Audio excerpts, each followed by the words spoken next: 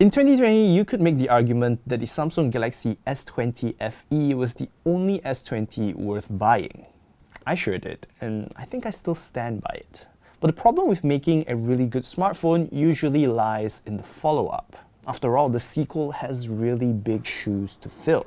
And Samsung sure took their sweet time, because it isn't until January of 2022 that we're finally seeing the Galaxy S21 FE.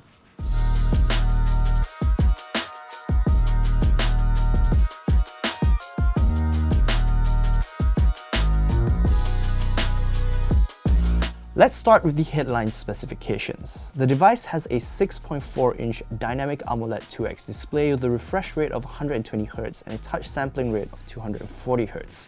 It is unfortunately still a Full HD Plus panel, but I think for the size, that's gonna be fine.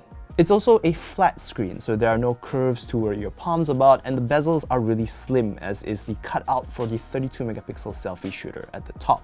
In typical Samsung fashion, the screen looks great. It's sharp, it's vibrant, and very immersive.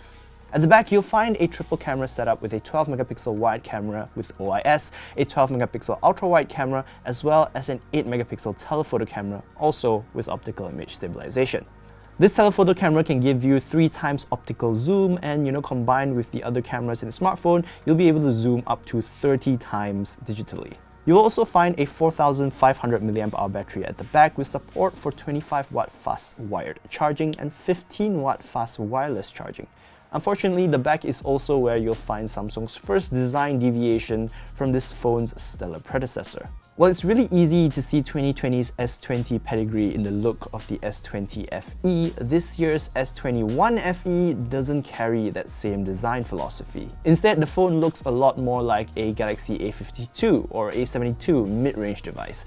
And the worst part is that it also feels like one of those phones. Samsung was able to design around the S20 FE's polycarbonate back and, make it feel convincingly like frosted glass. But this time, I think they've kind of dropped the ball, because the S21 FE does not feel like a premium device. And that's a shame, because I quite like the new olive green colorway, and I also think that it has one of the least obtrusive camera bumps we've had in a while. Thankfully, the smartphone still retains its IP68 dust and water resistance, as well as all the awesome Samsung ecosystem features like Samsung Pay. The camera also comes with features like single take and a dual recording feature that lets you shoot with both the front and rear cameras at the same time. With this new feature, you can switch between a split screen mode and a PIP mode, but I honestly don't know how long something like this will keep people entertained. What I would have liked to see more would have been a Snapdragon 888 processor at this phone's core. But it looks like we Malaysians will only be able to buy the S21 FE with an Exynos 2100 processor instead. Personally, this one hurts the most because we already have a whole lineup of Exynos 2100 Samsung flagships to choose from here in Malaysia. What I think helped the S20 FE stand out was the fact that it was the only S20 you could buy with a Snapdragon 865 processor. But it looks like this time we're not even getting that option.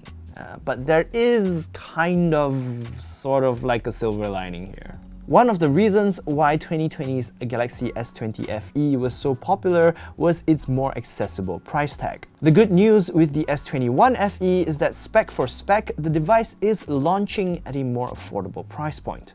The base model with 8GB of RAM and the 128GB of internal storage retails for 2,899 ringgit, while the variant with 256GB of storage is priced at 3,099 ringgit. But here's the thing. It isn't 2020 anymore, and it's not even 2021.